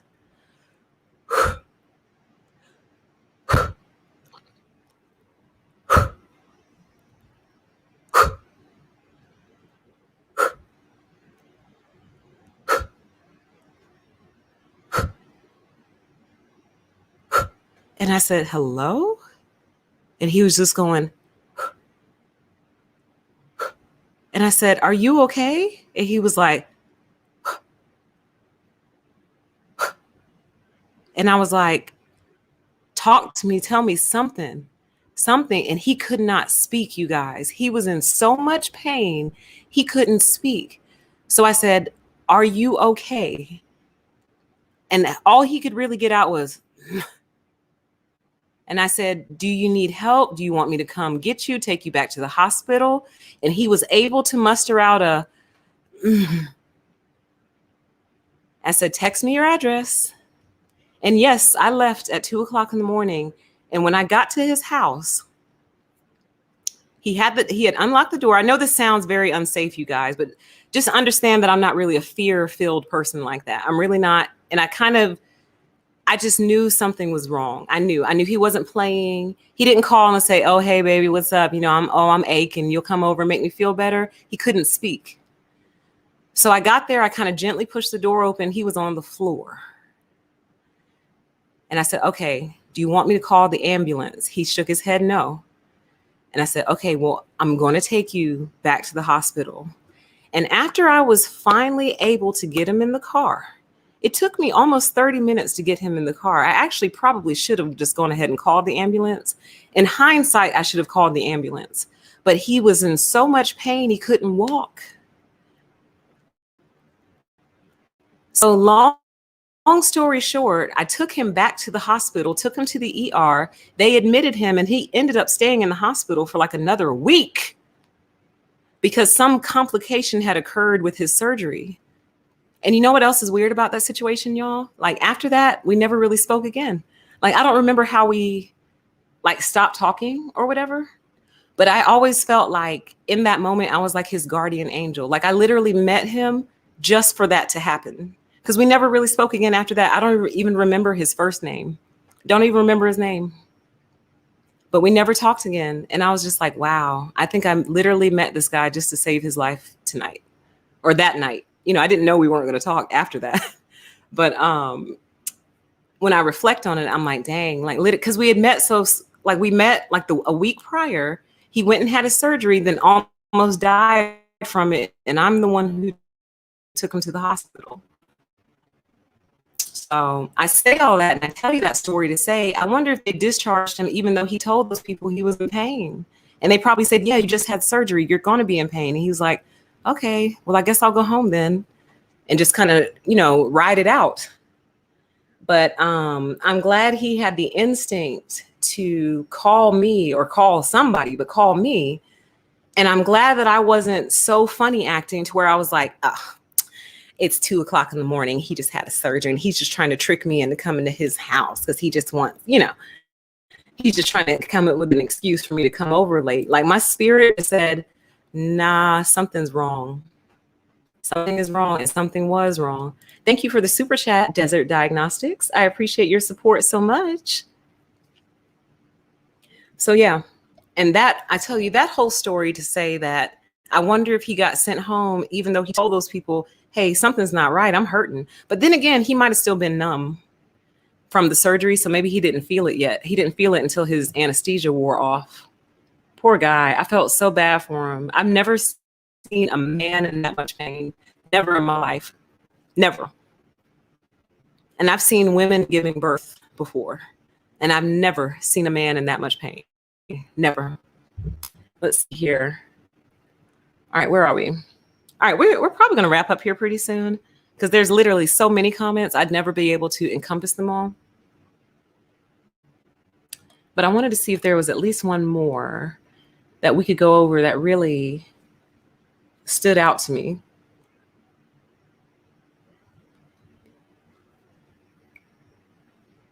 Actually, I think this is one of the ones I really wanted y'all to see. It says, thank you for covering this. I've been unpacking my own feelings about his work lately too.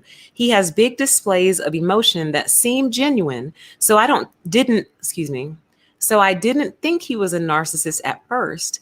He certainly views everything through a fiercely competitive lens. Instead of making intellectual arguments, he likes to use emotion to shut down his opponents in debates. I think he is a very traumatized individual, maybe even a tragic figure, in that he is misguided but believes himself to be doing good. I can't diagnose, but maybe borderline. He seems to have empathy in a weird pairing with his twisted ideas. His ideas are highly attractive to people who are traumatized as well and need a permission structure for their aggressive behavior. His racism and misogamy is not even thinly veiled.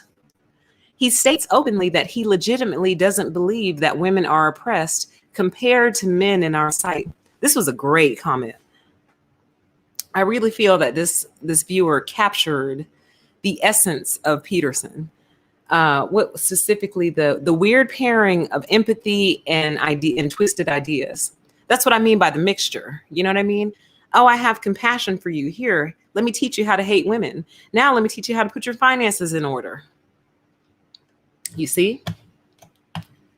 All right. Let me take the time to actually go through some of your comments from this video so we don't just end up with constantly chasing our tail.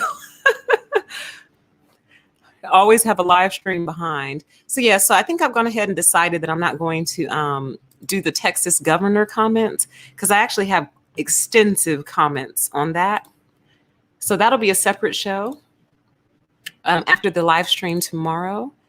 Actually, I don't have to do it like this anymore. I can actually do it directly through StreamYard because they have upgraded us. I'm just trying to give us a nice little background here. All right, open that. Perfect. So welcome, everybody. Welcome to the debrief stream. I'm actually really glad I did that show. I almost wasn't going to, because again, I don't really take Jordan Peterson seriously. So it didn't really warrant, like, to me, I thought the flaws were evident and I thought the flaws were obvious. But after seeing the way that they came back and defended him vigorously, I was like, oh my God, I need to do more of these shows. No one ever challenges him. Okay, this is taking too long.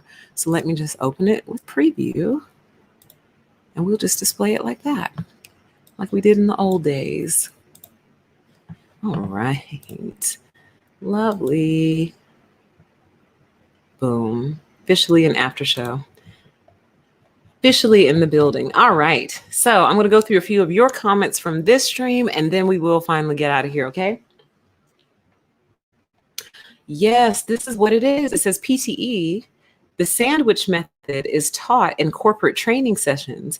Hide an insult between two compliments. Yes, he sandwiches. Oh my God, thank you so much for saying this. It's sandwiched. So here's something really unhealthy and twisted and kind of dark and sick. Sandwiched between, no, excuse me.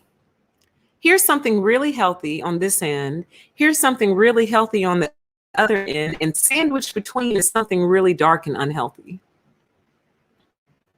Yeah, that's exactly what it is. Thank you.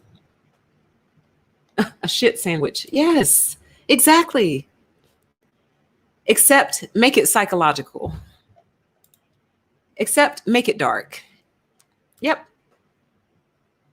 Right. And this was the point. I couldn't actually say this, and I'm still going to speak in code here, but that's my exact point. What if Lunch Bucket returned with something other than his bucket? Y'all see what happened in that snow dispute the other day, right? And we had a very long conversation about antagonism and antagonizing people. So, what if Lunch Bucket's solution was to make you permanently stop antagonizing him? And no, I'm not endorsing violence of any kind. What I'm saying is, why do we allow people to push people to that point?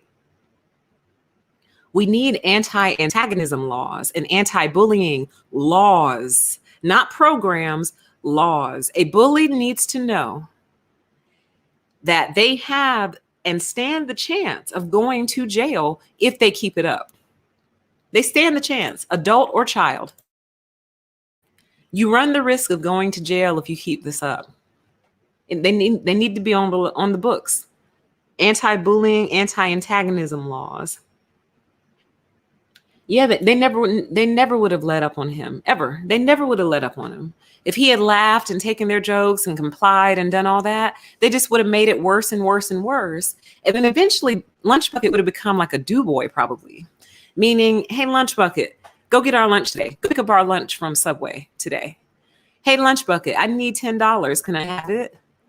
Hey, Lunch Bucket, I need a ride home. Can I ride with you?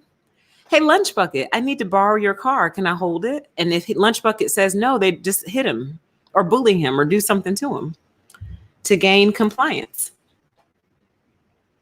Me too. Can't stand them. The comment says, I detest bullies. Me too. Can't stand them. And take great pleasure in collapsing bullies. It's so fun for me. That's why I gave us the nickname the antibodies a few months ago. Because the antibodies' sole purpose for existence is to destroy the bodies that are causing damage to the body. That's what they do. And they do it aggressively and they have fun with it. They enjoy it. It's their job. Let's see.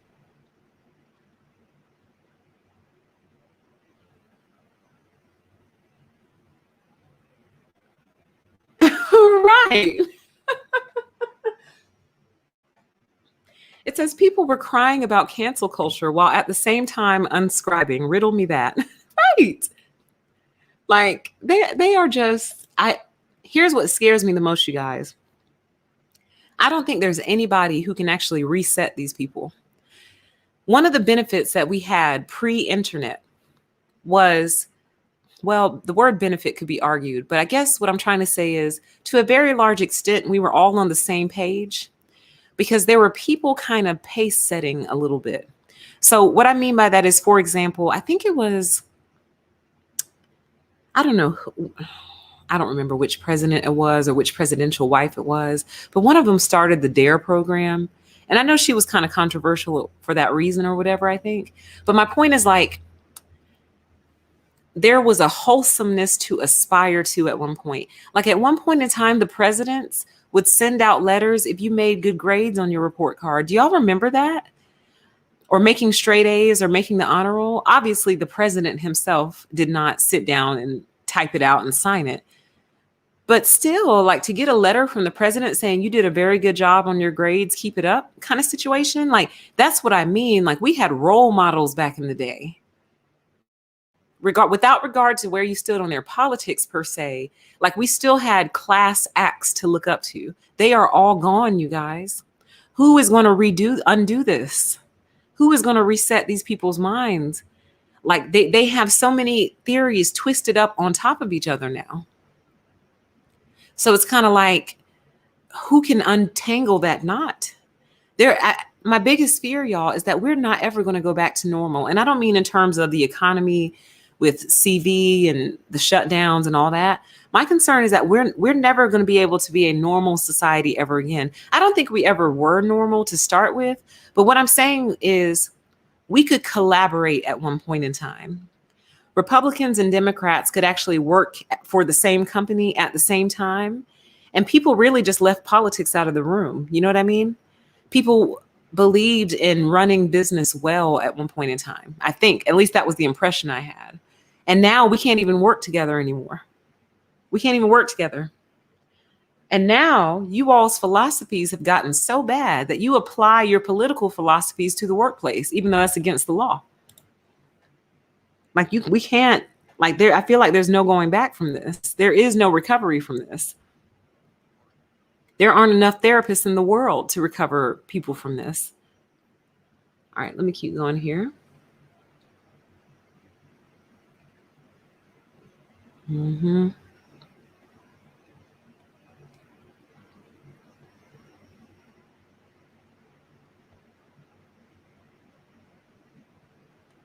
Oh, yeah, the infamous 101 says, whenever I've gone up against a bully, I'm swiftly sat down in an office somewhere and made to apologize.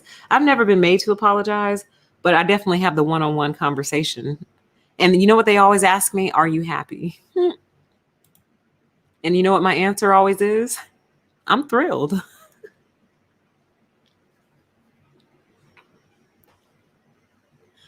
I'm pleased as punch. Why do you ask? Let's see here. And I really am. I'm actually thrilled. On a day-to-day basis, I actually am thrilled. I'm a very happy person overall. Like my baseline is happy. So that's why I'm laughing all the time, because I'm always happy and entertained in some way. Let's see. It says the summary got deleted because it proved your point. That's called willful ignorance. It was a good summary too. Why didn't I screenshot it? I'm so mad at myself because I didn't think she would delete it. That's why I didn't screenshot it, because I didn't think all she did was a summary of the whole show, the 2-hour show. And I was really grateful because then it really illustrated that my point still stands, actually. My point is still made. Maybe she went back and reread it and was like, oh, wow, she's right. Either way, I really hate that you deleted that. It was very good. I needed that. Actually, I was going to use that for this live stream. But it's all right. You live and you learn. You lose some, you win some. Live and you learn. Lose some, win some. Don't make me make another song on you. Live and you learn. You win some, you lose some. Don't make me make another song on you. Ooh, don't make me make another song on you. Let's keep going. Let's see. Oh, somebody got put in timeout. Oh, yeah. This was big for them. They said that I missed the point of the story. Did I? Oh, no, I completely understood what point he was trying to make, But they spent all their time trying to convince me that my interpretation was off, is what they did. And I'm like, no, I actually heard him quite clear. And so did everyone else. And that's why the bots were in there. Maybe they were real people. And the fact that y'all are arguing the fact that they were real people is actually even worse. But yeah, they said that I missed the point of the story. No, I didn't. Let's see here.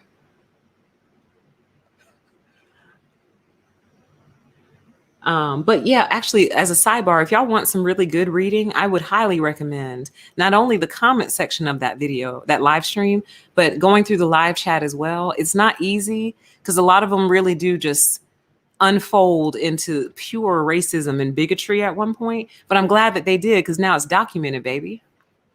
And even if YouTube takes it away, I have it still. So it's documented for life. We got you. But you need to see it. You need to see it for understanding's sake. But it's really good reading. It's great reading, and it's very interesting and thought-provoking. And you guys' comments are thought-provoking and interesting. Let's see here. You might be onto something. It says, I just don't get JP's appeal. Maybe there's subliminal hypnotic messages embedded. And I think you might be right, because here's the thing. I would put money, good money, on the fact that most of his followers are also members of that singular letter organization that comes after the letter P, who I can't say. I believe they're all followers of that entity also. So that should tell us something. So what we're really getting, you guys, is a character profile and a character map of these people. And if I had a big whiteboard, I might get, well, that would require me coming on camera. Not necessarily. What I might do is paint a wall with whiteboard paint. And I might actually draw up that character map for you guys and just broadcast, just turn the camera on, but just have it facing the whiteboard. I feel like that would be a disaster waiting to happen. But I need that much space, though. That's the reason I need a whiteboard, because we're starting to develop a character map for them. We know who they are politically. We know what phenomenon they follow, more than likely. We know that they'd be susceptible to a bully like Jordan Peterson, at least in his youth. I don't know if he's still a bully, but he sure still seems proud of it. We know who you are. Like we totally profiled you. And I want to profile you and share it with my people. But yeah, I do think there's some level of hypnotism there. And you know where I think that hypnotism comes from? The hypnotism comes from the word salad. Because what happens is when you're sitting there listening and you don't fully understand right away, you think to yourself, well, this is just over my head. He's super smart. So, let me just listen because I know I'll pick something up even if I don't get all of it. But all that's really happening is you're being sleepwalked into a hypnosis. Then you become very open to suggestions, very impressionable. You got hypnotized by words. Anyone who doesn't speak with breaks in between, never takes a breath, you might want to watch, be careful what you're absorbing from them. Never pause. They never pause, ever. There's no variation, nothing. You need to be careful.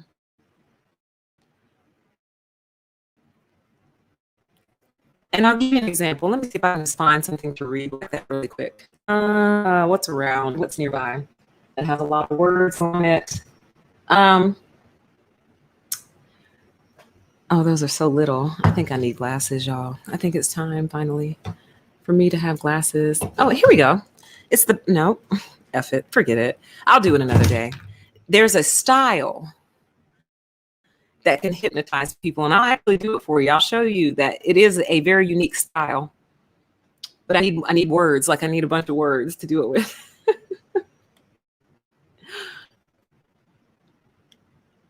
Let's see.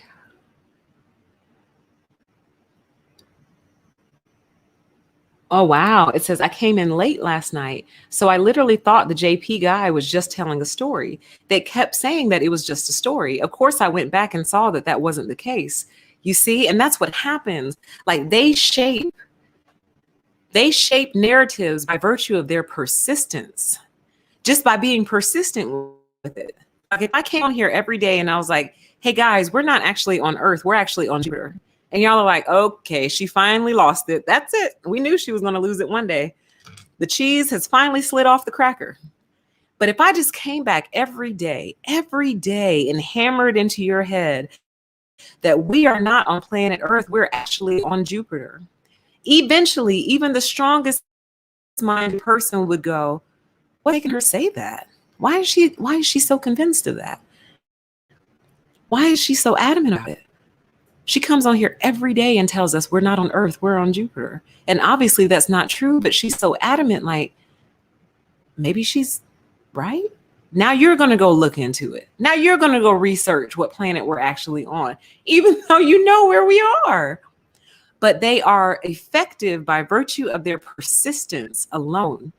Persistence is very powerful, very effective. And they literally indoctrinate people simply by repeating the same things over and over and over again. It says translation, I wonder if she hates all liars and haters in response to I wonder if she hates all storytellers. Right. Yeah, it says Fox always passes off fallacies as fact. People don't realize it. They don't. They trust their TVs. And in their mind, they think, well, if it's on TV, surely it's true, right?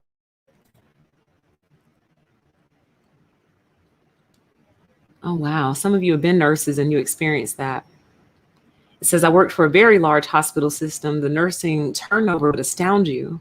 That's insane. That is so scary. Oh, my God. It says, that's why I left nursing. It was traumatic. Y'all, we might have to re-explore that. I need to make those videos live again because I hit them because they had such pitiful views and it made me feel bad. But I think I'm just going to turn them all back on because it's starting to seem relevant. Like the results of that survey are starting to seem relevant. I'll see if I can find the actual, what was I'll look for later. I will look for later and find the link to the survey results. You can still access those because they are on a Google document. So I'll post those in the description box for you for those who are interested. But yeah, nurses was high on that list. A registered nurse or a registered narc? Which one? That is so frightening to me because I would think that that's the profession where you're supposed to have the most compassion and empathy for people. And it looks like it might be one where they actually have the least. I remember my mom got sick a couple years ago, and she's fine now, but she had to do an overnight in the hospital.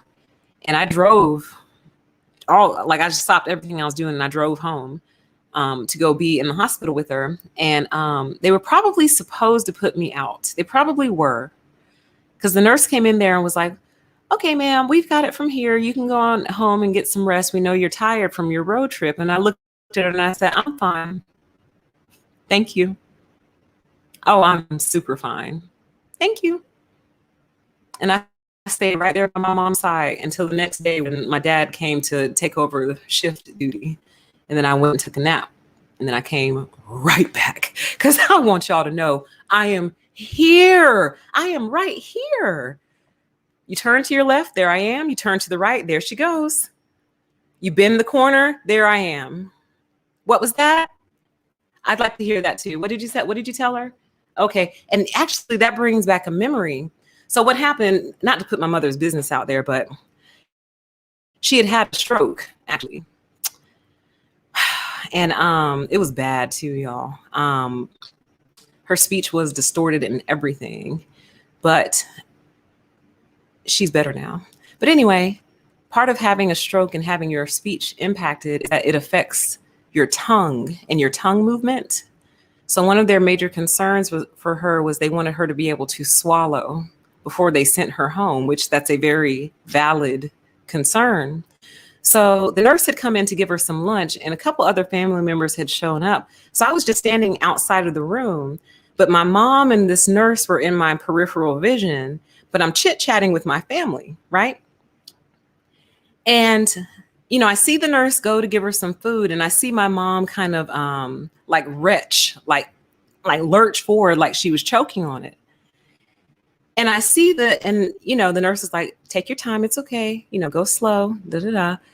And it just was not going well, right? And then I kept seeing the nurse trying to force her, not force the food in her mouth, but she kept pushing the issue, even though my mother was clearly struggling. I don't know. She just had a stroke. She can barely speak. Her tongue is all messed up. Could you give her some time? So after that woman tried to force my mother for the fourth time, I walked in there and I said, I think we're good here. I think we're good.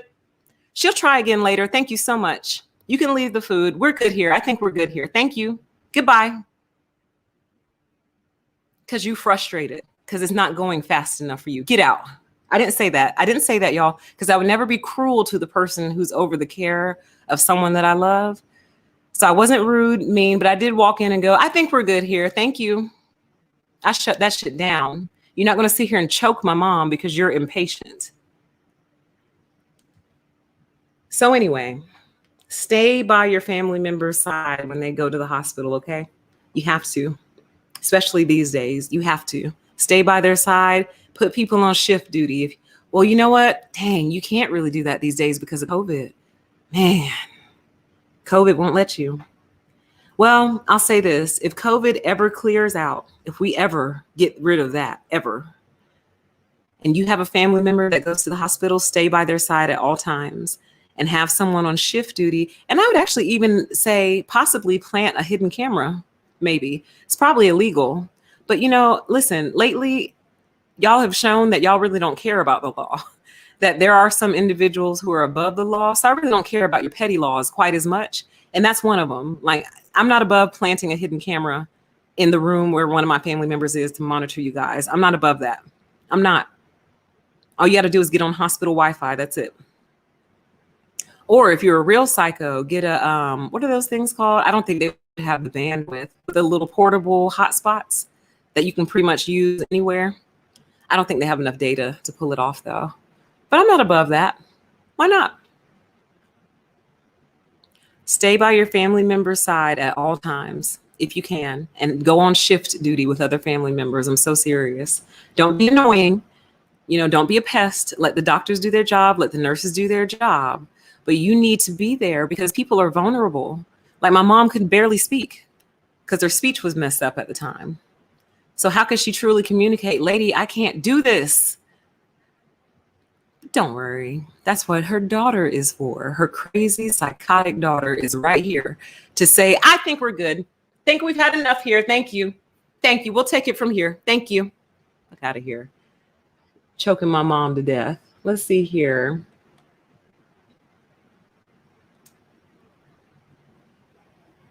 Oh my, what is going on? These nurse accounts are scaring me. It says here in Mexico, there's a case of nursing homes letting elders die and hurting them. Y'all, that's scary.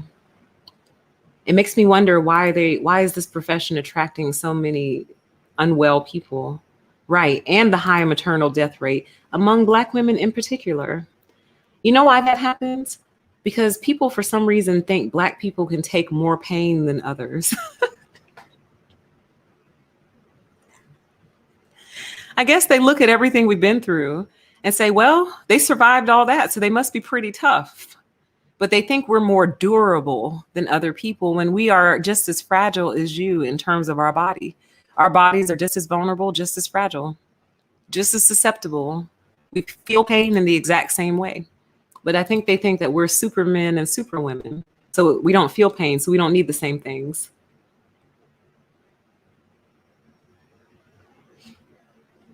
Let's see. All right, let's grab a few more. It says nurses and doctors get to play God to their patients, so they love it. I control you totally. I control your very life.